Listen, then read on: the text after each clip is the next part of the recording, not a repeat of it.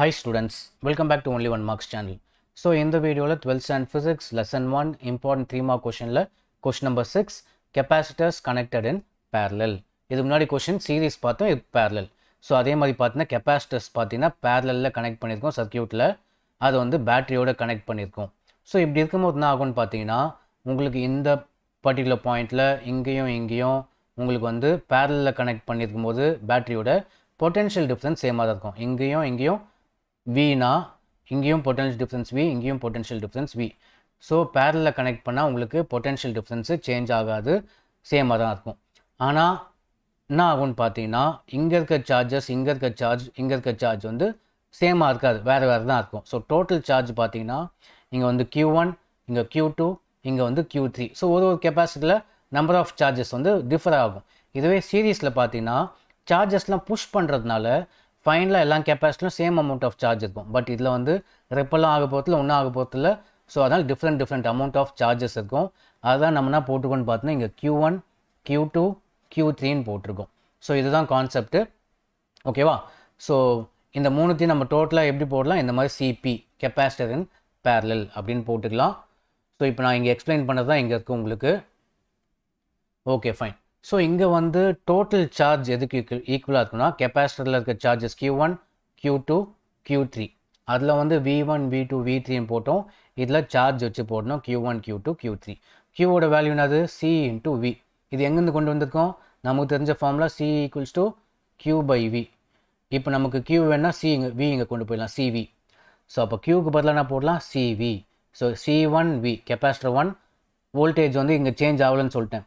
So எல்லாமே voltage வந்து சேமாக இருக்கும். C1V, C2V, C3V. இதான் வந்து கெப்பாசிட்டர் கனெக்டட் இன் பேரலல். இதில் C1V, C2V, C3V நம்ம எப்படி எழுதலாம்னா CP into V.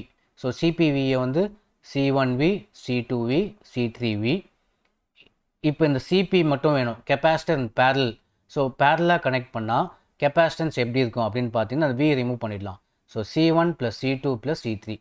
ஸோ இந்த மூணு கெப்பாசிட்டர் அதோட கெப்பாசிட்டன்ஸ் தான், இது மூணுத்தையும் ஆட் பண்ணால் வர டோட்டல் கெப்பாசிட்டன்ஸ் தான் வந்து கெப்பாசிட்டன்ஸ் இன் பேரலல், ஓகேவா?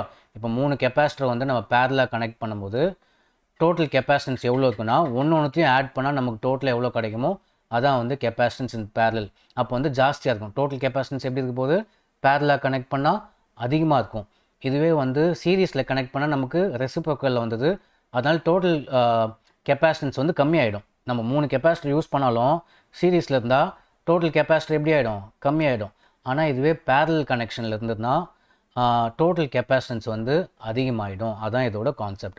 So the equivalent capacitance of a capacitor connected in parallel is equal to the sum of individual capacitance. Suppose example ஒரு கெப்பாசிட்டர் வந்து 2, இன்னொன்று வந்து 3, இன்னொன்று வந்து 5ன்னு வச்சுக்கலாம். டோட்டலாக எவ்வளோ இருக்கும், ஸோ டோட்டல் வந்து 10. ஸோ 10 தான் வந்து டோட்டல் எக்ஸாம்பிளுக்கு சொல்கிறேன், இதே மாதிரி இருக்காது. ஸோ 10 தான் வந்து total capacitance, ஓகேவா? So the equivalent capacitance CP in a parallel connection is always greater than the largest individual capacitance. So CP எப்படி இருக்கும், இங்கே 10ன்னு போட்டோம், வேறெல்லாம் போட்டோம், இங்கே 2 போட்டோமா.